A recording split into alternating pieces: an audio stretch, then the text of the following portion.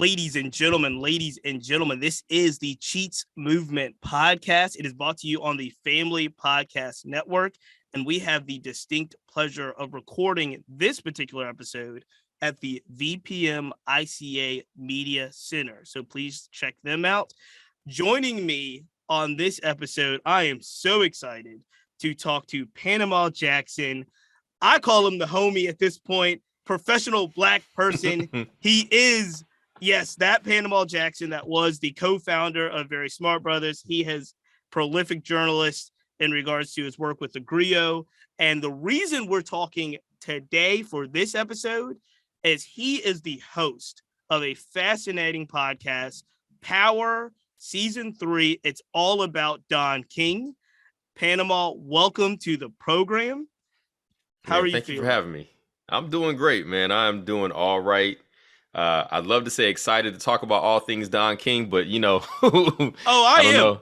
Yeah, I'm ready to get into it. And I'm going to ask you a question. I'm going to lead off with a question that I have never heard answered about the life career of Don King, who is, without a doubt, if not one or 1A of greatest boxing promoters of all time. At this point, Don King is 90 years old. 91 years old. 91. Panama, how rich is Don King? You got me. I have no idea. He's got to have a couple $100 million. Got to. That's the question. Like the reputation is documented. The fighters he's been associated with, whether it's Ali or Larry Holmes or Mike Tyson, the lawsuits he's been entangled sued by everybody. The question is, if we know the fight makes $100 million and you're giving a fighter possibly $100,000, not saying this is true. How rich at this point? How rich is Don King? Do we even have any idea? I have no earthly idea how much money Don King has. I assume he's a very rich, comfortable man. Right. You never hear him come up when it comes to. He ain't got no tax evasion. Nothing at this point in his life anyway. So. You don't hear about him going into foreclosure on any of the many homes he owns or anything like that. So I assume he's doing all right. Hey, so I love what you have done with this podcast and this podcast series. And the reason why I love it is because as prolific and almost ubiquitous as Don King is, I think it says you say it in the podcast, like everybody kind of knows a Don King. Since we've been born and I'm in my 40s, Don King has always been present. Yep. However, when you drill into it, there is not a lot of bodies of work that document the life of Don King, that document the actions. It's always, let's talk about the Rumble in the Jungle. Don King was there. Let's talk about Thriller in Manila. Don King was there. Let's talk about Mike Tyson. Don King was there. There's not a lot of stuff that goes through the entire career of Don King. And you guys took on this challenge. Why did you do it? How did the project come to you? Yeah, so I can't take credit for bringing this project to light. I was approached by the producer for this podcast, Tiffany Walker, and I got a shot. This is a Black women-led team. The two main producers behind it are two Black women. They do the scripting, the research, and all that stuff. Like this is a Black woman. This is a Black production over here. Very well done, but so something else which did the prior two seasons of Power, they did it on the Maxwells and then Hugh Hefner. I guess one of the producers was looking for a story to do. I can't remember 100% how Don King came to light, but Don King was decided on for the third season, and Tiffany Walker, the main producer, the producer for the show, reached out to me as a potential host, and I met with them. We talked. I'm sure I was one of many people that they spoke with about potentially hosting, and eventually they reached out and said, "If you're in, then we're in." And it was funny because until that point, I haven't thought about Don King in over 20 years. Right, like the last time I think Don King was a significant presence was some early Lennox Lewis. I mean, like the 2001, sure. Like the late 90s, whatever. The end of Tyson career, right? Yeah, the end of Tyson. And then as soon as they brought that up to me, whether or not I was going to end up doing this podcast or not, I started looking into Don King. I was like, dang, I hadn't heard this name in a long time. Let me look into Don King. And that's how I discovered that there was only that one book about him by Jack Newfield, Mm-hmm. which I think is called like The Life and Crimes of Don King or something like that. Mm-hmm. So even if I didn't get this opportunity, which I'm very thankful that I was chosen for, I got very interested in the life of Don King again because I just hadn't heard his name in a while. So, Don King was chosen before I was chosen, and then they reached out and I accepted, and it's been one of the more interesting projects I've had the opportunity to work on. And I've worked on a lot of things, but the amount of learning and the amount of reframing of a narrative and all of that about who Don King is and how he's viewed and his legacy, yeah, it's been interesting. That's a good question. And I'll ask you as directly as possible. Who is Don King? As you've gone through this project, what have you come down on? Who is Don King? Man, I have been telling everybody that anything that you say about Don King is true about Don King. If you want to call him a crook, you're absolutely right. If you want to call him an arbiter of black culture, you can work your way into that one too. He's somebody he's changed the game, changed boxing, changed entertainment, changed promotions. He literally is somebody who changed culture in a substantial way. And he apparently took everybody's money on the way to doing it. You know what I'm saying? So there's a huge range of what Don King could be. And I mean, look, people like Coretta Scott King wrote letters of support for him to be pardoned for the killing of man. He was charged with manslaughter as opposed to like murder or whatever. But I mean, listen, his life is fascinating. Fascinating. So absolutely. if you thinking about Don King, that's exactly who Don King is. During your research for this project and some of the amazing people that you've spoken to, because you have some great contributors in this podcast, what have you feel like what did Don King understand about people and culture, especially black culture, that clearly white America didn't understand and a lot of folks didn't understand, because he was able to maneuver in a way amongst black people who were the predominant athletes in the sport, not the arbitrators at the time. But what did he understand about people in black culture that allowed him to be successful? I mean, I think when it comes to people, his personality is just so domineering and so flamboyant. Like, you ain't getting a word in edgewise with Don King. He probably talk you into anything. You know what I'm saying? He spent 15 minutes talking. By the time you're done, it's like, did I just sell that man my house? Like, I think he just kind of had that. It seems like he kind of had that flair about him, that charisma, where if he get 5 minutes with you, he can talk you into anything, and it seemed like that's what happened a lot of times, and there was a lot of luck. The time in which he came up and the people that he knew because of what he did absolutely laid the path for him to become who he is. Like, it's hard for me to say that like there was something about black culture that Don King knew that allowed him to succeed. I mean, he was the black promoter. During the time he's coming up, tensions are high, right? Like, if you can go with the black guy or the white guy. He used that. Yeah. He used that a lot. Yeah, somebody's going to take my money. I guess I might as well go with the black guy, right? Like, he definitely leaned into it. Yeah. He leaned into like I'm the black guy here. Like, come to your people. Would you rather be murdered by the white man or by the man who looked just like you, kind of thing? You know what I'm saying? Like, it's that kind of thing. And I think he's an opportunist and a capitalist of the highest order, and knows how to use his opportunism to pad his pockets in a way that made him very successful over a very long period of time. And I'm not just saying that trying to be super negative, like, it's true. Like, he's an opportunist, and he sees an opportunity and he takes an opportunity, and he never missed an opportunity. I feel like Don King never missed an opportunity that he wanted to go after. I think you're exactly right about timing, where we were in culture. There are two things that always stand out to me. And I heard this story a long time ago, and it technically, in many ways, especially in the sport of boxing, still resonates today. If you take a young man who hasn't had many opportunities in life, hasn't had many opportunities with money in life, and say, look, they're going to write you a check for $4 million. If you fight this fight, you sign, you're going to get a check in the mail for $4 million. But here's the deal. I've got $1.5 million cash right here in this bag.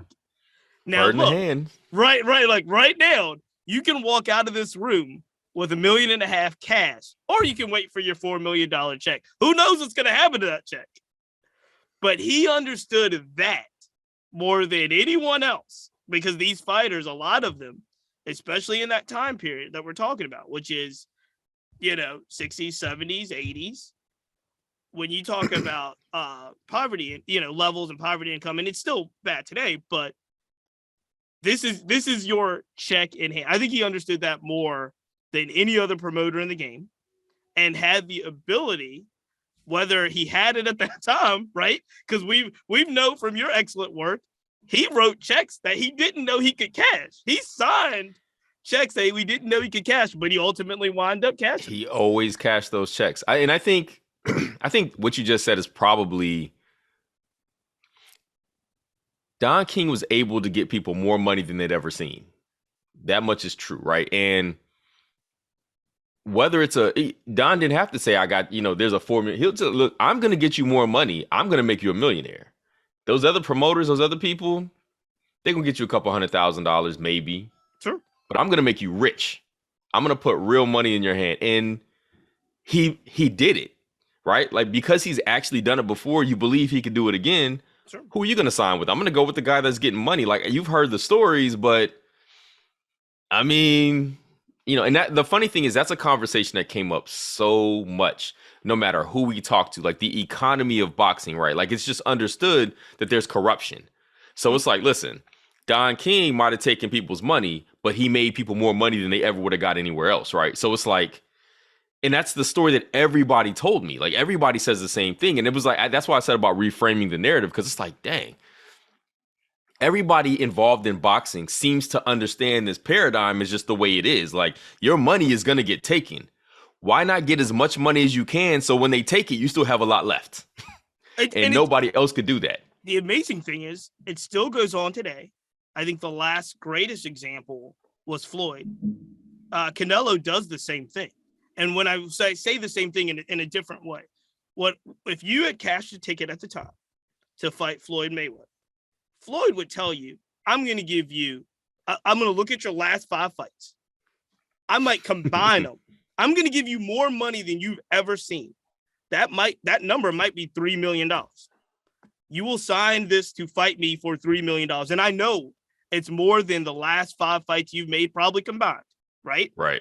However, I'm going to walk out of here with $90 million. Right. And I'm getting paid. Take it or leave it. I do think, and because like you said, I've heard it time and time again as well. Don understood that cash was king. Yes. I mean, you hear about the game that he played with Ali, where it was, if you're in Don King's house, you tell Muhammad Ali, stick your hand in my drawer and pull out whatever your hand can go. You only get one. You only get one grab, but he understood that cash was king. I think the other thing that was so fascinating with me, and I know you've gotten to this when you talked about his work with Ali, was his ability to get direct meetings with the Honorable Elijah Muhammad, Ali's manager, Herbert Muhammad. Yes. And I think the play was the same. Look, the Honorable, you're going to give, if Ali's going to fight, he's going to make money for the nation. But you're also going to give money to all of these white people, or you could give that money to me to promote the fight. And if we're going to be the Nation of Islam, because you notice Don would say, if we're going to be the Nation of Islam. That's what I'm saying. He got that talk. You are going to put your money in these white people's hands, or you're going to put your money in the only black promoter that can do this for Muhammad. I thought his relationship with the nation was fascinating. So the one thing that, yeah, absolutely. And the one thing that I will say that I think Don was better at than anybody else, and I don't know that I've actually said this in the series, but it's like, or it did come up with somebody, it's like his ability to burn a bridge and build a brand new one almost as immediately at like it's in tandem. Sure. His ability to network with people and speak in a language that they understood, like, and I think the cash is king thing is above all else. Like, you can say whatever you want. He can come in there and talk for all he wants, but he's also going to show up with that money. Like, he had a way of getting to money that nobody else was able to do, and he backed it up. Like, at some point, you just got to believe in the man, right? Like, you know, he hasn't let us down. Now, everybody and their grandma has sued this man, but you know, at the end of the day, if he tells you he's going to get you $1 million for a fight, he's going to get $1 million for that fight. Now, what you walk home with, you know, that's the question. But right, the fight will cost your payment on paper will be $1 million, but he's figured out a way. His ability to get in the room with people. I mean, look, we were going to do this in the series, but for various reasons, we were unable to do so. But there was, we were talking about doing an episode about the Jacksons. And him's promoting the Victory Tour. Sure. Right. Yeah, and absolutely. how he, and that was because Blackness. Joe Jackson wants Don King to come in as a big promoter to promote, right? To promote this thing, like get the black man in here to come do this. It fell apart, for various reasons, but it's you making that kind of money. Black people are looking at like, especially back then, right? When it's like the white man has been getting us for so long. We might as well go with the black man who was getting money for everybody. Like if we got to go with somebody, we should be going with this brother over here who's getting money for people, who's made a name for himself. He gave us the biggest, blackest events. I kind of got this running convo going with my friends about whether or not the Rumble in the Jungle is literally the blackest event of all time. Mm-hmm. Not sure where I land on that yet, but like there's a skill that he has about knowing how to get to the people that make the decisions that allows him to get to the money for everybody involved. And those people could be foreign international dictators. It's not like the Rumble in the Jungle and the Thriller Manila were orchestrated and signed off on by dictators that the United States might have been like, Let me ask this because I want to follow up on what you said. Rumble in the Jungle, what else is on the list as the blackest events of all time? That is a very good question. Because I know you know music. Like, for people that don't know the resume, the music is probably A1 in your repertoire of things that you've written about over your career, right? I would agree. I would agree with that statement. But it's interesting because, like, so for instance, Beyonce does Beychella at Coachella. I mean, that was a supremely black performance, right? Like, but it's not a black event. It's not a black event, right? I don't count that. That's been my struggle trying to figure out. Like, we put the Rumble in the Jungle on Mount Rushmore, and I've been trying to figure out what the other events might even be. Like that Summer of Soul doc that Questlove did, right? Right. Black from top to bottom. You know what I'm saying? Like that was the Essence Festival. You know what I'm saying? Like, I don't know, pick a year. You know what I'm saying? Pick any a year. Yeah, any year. For what that might be. Freaknik. You know what I'm saying? Like, completely built from the ground up, just the grassroots. Right. So I'm in my heart. That's a good question. Yeah. Because the Freaknik one, so the one I was thinking of when you said it was, I was thinking of the Questlove doc and Summer Soul doc. I also was thinking of Watt Stax, the documentary that they made with Stax Records, but Stax Records was not owned by a black man. It was not. Stax Records was owned, but it was Isaac Hayes headline. Jesse Jackson was there. It was black. Fascinating museum. If you've never been to Memphis, if you go to Memphis, you got to go to Soulville. Yeah, that is amazing. A fascinating museum. But I might lean Freaknik or the Hard Knock Life tour. Yeah, you could do that. You could up in smoke. I might go Hard Knock Life because they were the first, right? That did the arenas with Jay and X, right? That could be true. I think that might be true, actually. Of an all hip hop show that did the arenas. I think it was Jay, X, and that documentary that Def Jam and Rockefeller did. But it doesn't live in the cultural memory the same way. Like when you say Freaknik, everybody knows. There's a thing with Freaknik. You know what I'm saying? Most people never been. Right. but there's a cultural recall there. And you know why? I'm gonna say that might take the cake because that was completely universally organic from Black Yes. people. Yep. It wasn't 100%. it wasn't until later that it was, people started Right. to come in When and it try to take started, money the over. only people involved in Freaknik were the people at Freaknik. That was the entire body that created that thing. There were no lawyers. There were no venues. There was nothing. There was nobody that was Oh exchanging my. But I think hands. you're right. I think you're right. So you can't you gotta say if you're talking about organic blackness, that might be the tale that I don't know if we could actually tell accurately. Like it's so mythical and legendary now. And it's like just recently, they did the Summer Jam.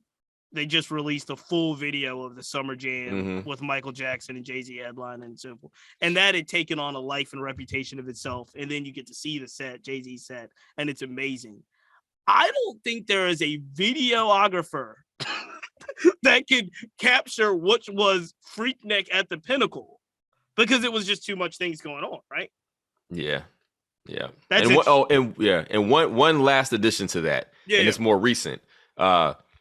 I went to Ghana in 2019. Remember that whole year of return? There was a big movement, Yep. and I went to Ghana then. My wife was from Ghana. I went over there, and I went to both Afrochella and Afro Nation. Afro Okay. Nation, that might have been the most people I think I've ever seen. And I've been to a couple, I've been to a Michael Jackson concert before. I've been to Janet. I've been to some big shows.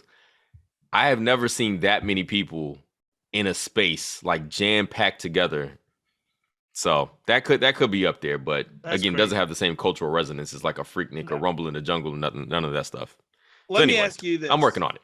I like it. That's just something I think. Who knows when that we'll get the answer to that if there is one. Would you consider Rumble in the Jungle Don King's proudest moment? Probably, I think it's probably his from what I know anyway is the moment where the most things all came together to work out in his favor positively, where the end result of the whole thing, because that made Don King, right? Like the Rumble in the Jungle is a thing that literally made Don King Don King. It put him in that space. So I would probably put that for me up there at the top. I wonder if he would though. Like I mean, I'd be very curious what he thinks of the various accomplishments that he has and where he would rank those things. I think at one time he would have said that. I think at one time, if you had asked him, he would have said that. I think now, as you said, 91, I think he would probably, and I can't say for sure, but I think his answer, whether he believes it or not, would be how many people he made millionaires, how many people he made, 100,000, how many people he gave an opportunity to live a life that they would never live had they never met Don King. That would be a very good answer if that would be the answer, because he, again, for all of the misgivings attached to Don King, the amount of millionaires he did create is very large. Now, again, they've all sued him. That's how you know they're millionaires, because they've all sued him for some of those millions the millions they didn't get. Let me ask you this too, because you have an amazing episode that's basically the story of Tim Witherspoon. Yes. And we're just talking about this. But Tim goes through the ringer with Don King. Goes through the ringer. And it's a fascinating tale of somebody not named Ali, not named Larry Holmes, not named Mike Tyson. Because Don had everybody in the heavyweight division for a very long time. And a guy like Tim Witherspoon with so much potential, but like you said, winds up suing Don King for royalties and taxes and money. And the interesting thing was the way that podcast ended is another person that sees Don King years later, gives him a hug and says, I love you, Don. Yeah. Talk to me through somebody like the Tim Witherspoon episode is fascinating. But is that basically a microcosm of fighters' relationships with Don King? I think so, because, Don was older than all of these guys when he met them, right? When he comes into their life, he's definitely older. So he probably whether intentionally or not, slips into a mentor, father figure type role. And I think that these people all made a lot of money, right? They all got taken. But there's probably still something there, because the early stages before you're making all that money, there's probably that part where you confided in Don, or you trusted him in a way that let him, like you were going to him because you needed him. So my guess is there's probably that space that still exists. Like when you see this person, they did you wrong, but you just can't, you can't hate them the way that you want to when you actually see them. When they're not in front of you, you can hate them all you want to, right? Sure. But when you actually see them, there's a part of you that's still like, you still echo the good times or whatever it was that got you there in the first place. And I bet Tyson did it, right? Like Tyson still has, he's made comments about Don King that you would be surprised at for somebody who sued him for $100 million, right? And it feels very much like somebody's relationship with family. And when yes. I say that is, yep. Yeah, like family can do you wrong, but at the end of the day, it's kind of still family. So if you get in the right moment, there's this opportunity where you're like, man, you're still my brother, my uncle, you know what I mean? And yeah, you talk all this trash until you see him, and then it's like, man, give me a hug, man. I hate that I love you. Exactly. let's talk about Tyson. Your podcast and the series does a really good job of talking about the King Tyson relationship. Now that you've done this project, you've kind of seen everything that was involved with the Mike Tyson Don King relationship, and I do take some exception with some of the portrayals that were out in the media in general, because there is some responsibility that Mike has to take. But what do you say, or what's your reaction when you hear the narrative that Don King ruined Mike Tyson? I think it's both true, and Mike has to take responsibility for the position that he put himself in, right?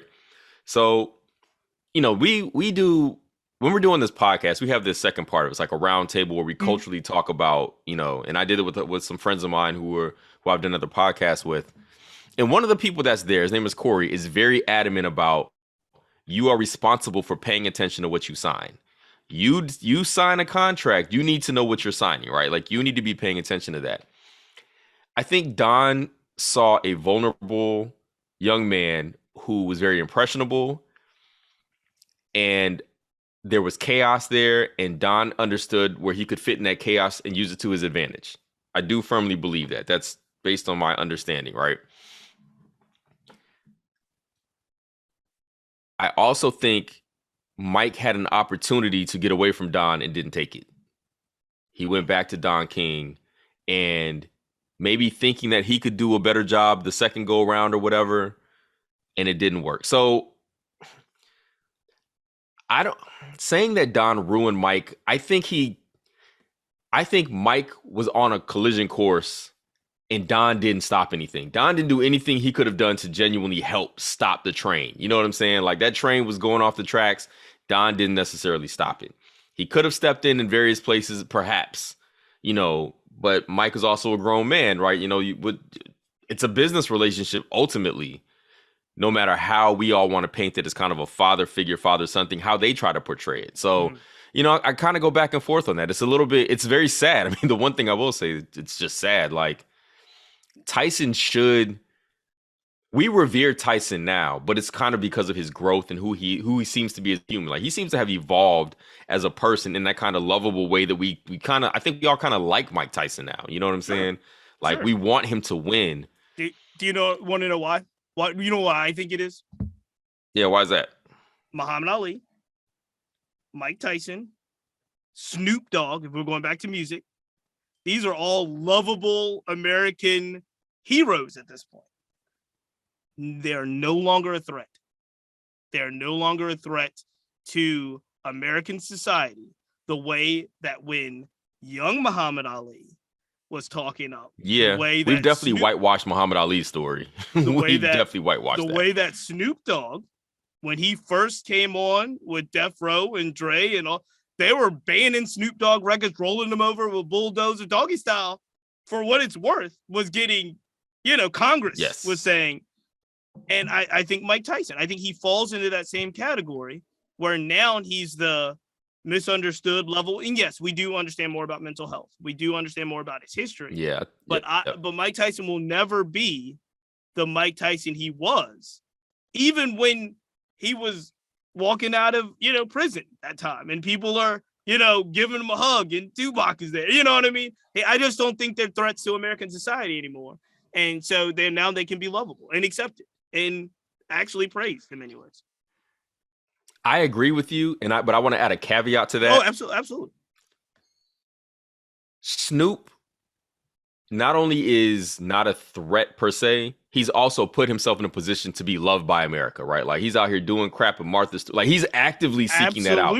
I think Tyson, maybe not intentionally, but has actively sought out a more mentor-like role in the community. Like he's giving of himself in ways, at least it seems like it, trying to like talk to young folks and do like even his podcast. Like he's literally giving game. And when you go on there, he ain't no punk. You know what I'm saying? Like people are still afraid of Mike Tyson. They're still afraid of him one-on-one. But Mike Tyson as this emblematic figure of rage and what hip hop gone wrong and all that other stuff. Like he's not that. He's a 50-some-year-old man at this point. Yeah. Who's just trying to help out. I think The Hangover, things like that is the Snoop, Martha Stewart. I think The Hangover. I think the Broadway show. I think these things were things that kind of helped little in the way that he actually looks at his life too. Where he will tell you today. He seems reflective about the decisions that he's made, right? Like he seems very much like I made some bad choices. Yeah. And Don got me with some terrible stuff and I did these things, but this is my fault too. Like we love a good redemption story and somebody who is reflective about their own bad choices, especially on a public stage. And the interesting thing about Don, and I think you hit it on the head, was I think we still to this day, all of us, don't truly put in perspective how young Mike Tyson was when he was a kid, man. When he won the heavyweight title, when he went through the whole kind of, I call it like a first run of being Mike Tyson. He was so young, and Customato's passed, and Jacobs has passed, and there's all of the, I think it in the first Mike Tyson podcast, the journalist that was around the house with Cuss and them, after Lori Grinker, right after these people pass, she alludes to, she goes, "There's sharks in the water now. There's a whole lot of people introducing themselves to Mike's orbit now," and it's Don is obviously notable and a big time promoter and so forth, but he was just one of many folks that were kind of trying to see if they could get a piece of Mike Tyson. And I do, and Caden is a person that is always kind of in the background of these stories. But the truth of the matter is, I don't think after Customato and Jacobs died that he was served very well, right? Early on, especially with his business, and then later, like you said, and I think you hit it right on the head, Don didn't stop him at all. Yes. And why would you? I know why you would, because you care about people, but he's also the biggest attraction that Don King has at this point. He's the next Ali, right? It seemed like a miscalculation, though. Like, I bet looking back, I mean, he might not admit it, but there was a point where it's like, all right, we got to keep this money train that is Mike Tyson. We need to make sure that we're keeping this. We say it. I think we point out in the pod, we kind of like Don just kind of settles in and watches, as opposed to taking a more active role in ensuring the best possible outcomes for Tyson, which ensures the best possible outcome for Don King. He didn't see the big picture on that. I think he, I think he saw the wrong big picture. Mhm. He just thought this guy's going to go keep doing all these amazing things. I don't have to be hands-on here. Mm. I don't have to do this. I'm going to let this one just run itself. Mm. And I think it just didn't work. Yeah. At some point, like it unraveled in the most tremendous of ways. You know what I'm saying? And that's sad. I hate that for Mike more than anybody, right? Because this is a young man whose life unraveled because of really bad decisions and all this chaos and all this stuff going on around him that was made available to him by everybody because everybody wanted a piece of Mike Tyson. You know what I'm saying? Like he was just that guy. Absolutely. Let me ask you this, because I don't know if it's addressed in the podcast, but when I say 1 or 1A in regards to the greatest boxing promoters of all time, the other person on the side of that coin is Bob Arum and Top Rank. Yes. Right. Did we learn anything? Because that, again, that's another relationship that's in bits and pieces. There might be bidding for the same fight, might be bidding for the same fighter. What do we know about the relationship between Don King and Bob Arum? They had both been doing this since promoting Ali. I saw an interview with them. I think it was on ESPN a couple years ago. Maybe not a couple at this point, maybe like 2015, 2016, where Bob Arum and Don King sat across from each other on a table and talked. They just had a conversation about their relationship. And I think at some point, I think Bob Arum alleges that Don King tried to have him killed or something like that. Yes. That kind of stuff. Yes. But it was like two old guys who were just like joking about the good old days when they were at each other's throats.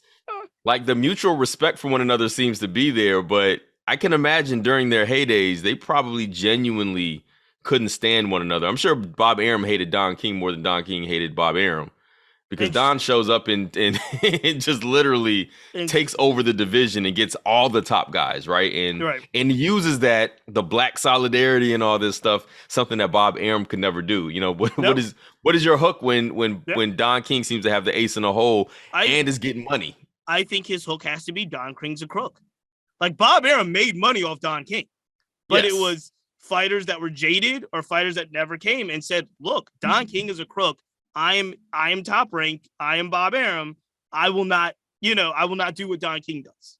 And I think, believe it or not, I think Bob Arum probably made a lot of money off of Don King. You're probably right. I actually believe that. Yeah. Panama, this has been fascinating. Tell everybody really quickly what this series is, where they can find it. And I'll finish up on a couple non-Don King related, but your work has been phenomenal. This podcast has been completely fascinating. I encourage everyone to listen to it. Panama, tell them where they can find it. Yeah, check out Power Don King anywhere you get your podcast: Apple, Spotify, Google, Stitcher, anywhere that you get your podcast. It's a podcast about Don King, how he rose to the top, how he stayed there, and effectively the last episode, there's one episode left in the main series. We're going to be talking about his legacy and what that means, like what he meant to boxing and all of that. And 7 episodes, fascinating series, because he's a fascinating guy. There's just not a lot out there. Like we are one of the main sources of Don King info at this point, and what's almost as interesting is the people that we talk to that aren't going to make the podcast just because of editing and stories we had to cut out. I mean, we talked to Tom Joyner, we had a whole interview, but it's been an interesting learning experience. And I would definitely recommend everybody go check it out. Not just because I'm a part of it, because you haven't heard this story. You just haven't. Like it's not out there. How close were y'all to getting Don King? We got very, very close. Now I said we got very close to, I don't know how close a yes was. We got very close into who we were able to talk to ask Don King to be there. What's interesting is that if you listen to the podcast, it's not a hit piece, right? No, so it's not like a hit piece on Don. So every time we interviewed people, they were all like, yo, this is not what I expected. Here's my Rolodex. Yep. Here are the people that I think that I would love to have you talk to. I'll try to talk to this person for you. I'll try to talk to that person. So, the goal was not to do a podcast where we just talk trash about Don King. It was a podcast about giving Don King being honest. I mean, there's some editorializing in here. We're trying to be as honest as we can about what has happened, but giving Don a day in the sun to kind of talk about what he was, what he did, and what that means has been the main point of doing this podcast.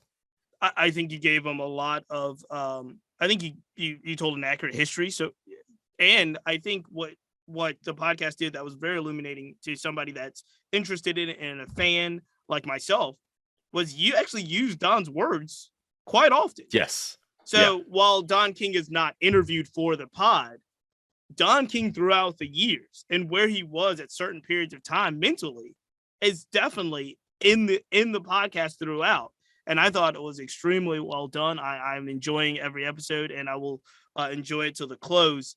Panama, let me ask you, because I will be remiss if I get you out of here, and folks who know your work will say, well, Cheats, you didn't ask him about where he is now, life after the very prolific, very smart brothers, the work that you guys have done. I told you off the air before we started, because I'm a hip hop guy, and I, locally in my town was able to write a lot of hip hop and wrote some that was a little bit different. But how is it for you? Life after co-founding this very prolific institution in Black culture now, and where are you, and how do you reflect on some of that time period, but where you're moving forward? Yeah, so currently I'm at thegrio.com, where I'm writing about music and movie, all the same stuff I would do at VSB, but I'm doing that there. And I'm going to be I have a podcast that we're going to relaunch, a Grio podcast that we're going to do pretty soon. The departing VSB has been interesting because, I'm 4 or 5 months out from having left at this point, and I don't miss it.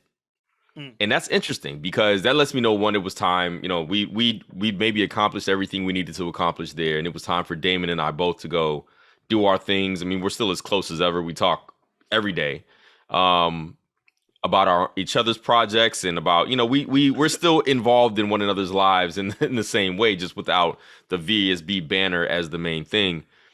But I am so appreciative of everything that we got out of VSB, that I got out of VSB. I mean, when we created that space, I never could have imagined what it would have turned into. Like, I never in my wildest dreams could have thought it would have led to me being a full-time writer, somebody who got to go speak at all these universities and all these different places and share just my thoughts. Like, I literally get paid for my thoughts at this point. And they're not thoughts people are giving to me. I'm not asked to write this. I'm just coming up with stuff and thinking, there's a certain freedom and appreciation I have. So, greatest thing up professionally, Very Smart Brothas has been a dream. It's still in our hearts. You know what I mean? Like, we're never going to let that go. But physically, I'm just not there no more. But man, what a ride. You know what I'm saying? Like, That's what awesome. a ride. What an opportunity. And doing the most with an opportunity. Like, we literally got everything I think we could have. Maybe not everything. There are definitely things we left on the table, but we got a lot out of it, and we were able to do some amazing things because of it. So I will forever be indebted to what Damon and I created. And, thank people like yourself who read VSB. Like, we would never be where we are without everybody who read, everybody who commented, that comment section that we created, Right. that people showed up for more than us half the time. You know what I'm saying? Like, there's going to have to be a documentary at some point about VSB and what it was and what it is. I've been working behind the scenes on ideating that a bit. I'm not sure ideating is a word, but I've been working behind the scenes. I was gonna let you roll with it. Listen, it sounded like it worked. Hey, so the funny thing about that time period and obviously that platform is I think it took me a while to truly understand it, because at one point I looked at it almost similar to like an Onion type place. And that's, I actually, in retrospect, and as I got more and more into the community and culture, I found that wasn't that at all. What I found it was much more of a take, like a mirror on what was actually happening. Like, Onion just makes up stuff, right? Like, just make up stuff and it's funny. But what Very Smart Brothas did, which was so, I think, endearing, was it took real situations and in many ways gave you like the truth in comedy. If you've ever seen, like, it's like, you'll see, like, Chris Rock's Bring the Pain, and it's hilarious. But it's hilarious because more than all of it is like true. It's just like the tip that we took. And I always thought early on, I always appreciate it, but I always missed until much later, and I got mature and I started, like you said, getting in the comments. I was like, oh no, this is a real story. It's just the way that Panama writes about it, or the way that Damon wrote about it. It was like it was this like truth, but it's also hilarious in many ways. So yeah, it was a special place, man. We did some cool things. We impacted, and I think as an outlet, as a space, that's all you can ask for, right? To have matter. Like when you leave, people notice. You know what I'm saying? Like, absolutely. And I think we were able to do that. So I do not take that for granted, that we were able to be a space that did that genuinely made a difference in some way, shape, or form. Panama, what's next? Working on a book proposal, so hopefully I can finally get that done. But I really enjoyed the narrative podcast space. I mean, this has been a great experience. It's been a great learning experience, and hopefully there are other stories I can tell. But I'm going to keep writing, and hopefully there are other arenas that I can get into. Maybe TV and stuff like that. Maybe there are other things that I haven't been able to do yet in the way that I would like. But for right now, I'm just going to keep writing. So keep checking me out over at thegrio.com, writing about our culture, writing about Blackness and what's happening in the culture, and family and music and TV and just whatever's out there. You know what I mean? Like I take great pride in the ability to document Black culture, in a non-traditional way. I'm not necessarily reporting stories. I'm more or less writing about how it feels when stuff happens, or writing about stuff that otherwise people might not be writing about. And I take great pleasure and joy in being able to do that for a living. Well, you do it well. You've done it well for years, and I'm sure you will continue to do it well. Ladies and gentlemen, this is Panama Jackson. The podcast is Power Don King. Make sure you check it out, and we will be right back. Thank you, brother. Thank you for this interview. Appreciate you, brother. We'll be right back after this.